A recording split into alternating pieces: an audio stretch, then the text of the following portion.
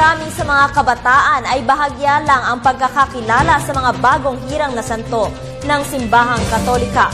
Kaya naman isinagawa ang isang exhibit sa lungsod ng Pasig, tampok ang mga gamit at ilang alaala ni na Pope John Paul II at Pope John XXIII.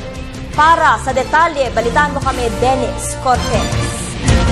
Binuksan sa publiko ang mga gamit ni na Blessed John Paul II at Blessed John XXIII sa isang mall sa Pasig City. Dito makikita ang mga personal na gamit at mga kasangkapan ng dalawang Santo Papa na nagmula pa ng Roma at Poland at inalagaan ng Vatican. Ang nasabing exhibit ay bahagi ng Totus Tuus Tour ng Office of the Vice Postular for the Cause for Canonization of Blessed Ivan Mers. Napili ang Pilipinas o nandito ang mga relics sa Pilipinas is ito ay paraan upang i-propagate ang devotion kay John Paul II at kay John XXIII.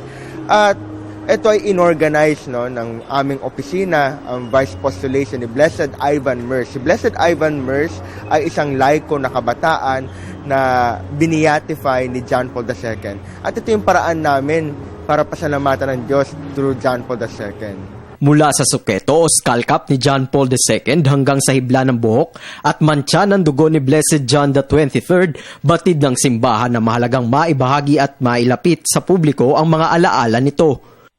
Kita rin dito ang papal medal, invitations at iba pang mahalagang gamit ng mga dating leader ng simbahan. Ito yung dalawang yon. Tapos yung medal nung siya naging Santo Papa. Ito yung mga medal na pinamigay niya sa iba't ibang panahon ng buhay niya. Ito yung mga invitation pag gusto niyang umattend ka ng misa, invitation. Tapos ito ay bahagi ng World Youth Day 1995. Ito ay ginamit nung misa niya sa Manila, sa PICC, yung seat cover at saka carpet ng Pope Mobile. Tapos yung mga medal, yung program. Pero ito, yung nandun sa St. Peter, yung mga parang tuldok-tuldok dyan, yan ay mga particles doon sa World Youth Day Cross na iniikot sa buong mundo na binili si John Paul II. Bukod pa dito ang sasakyan na ginamit ni Pope John Paul II noong bumisita siya sa bansa noong 1995. Hindi naman nagpahuli ang mga deboto sa pambihirang pagkakataon na masilayan ng mga nasabing gamit. Tulad na lang ni Aling Elsa na bumiyahe pa mula sa Pampanga. Ever since nakita ko siya na sinubaybayan ko yung sa mga TV, sa mga internet na talagang napakalaki ng puso niya ng pagmamahal niya sa mga tao na nabibless niya na maski hindi pa siya saint, marami na rin siyang napatunay na sa kanyang mga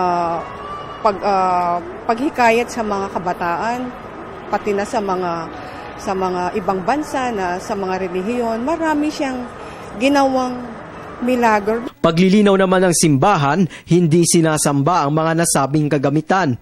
Tandaan natin na hindi natin sinasamba ang relics, Ang relics ay ating iginagalang dahil ito'y bahagi ng santo.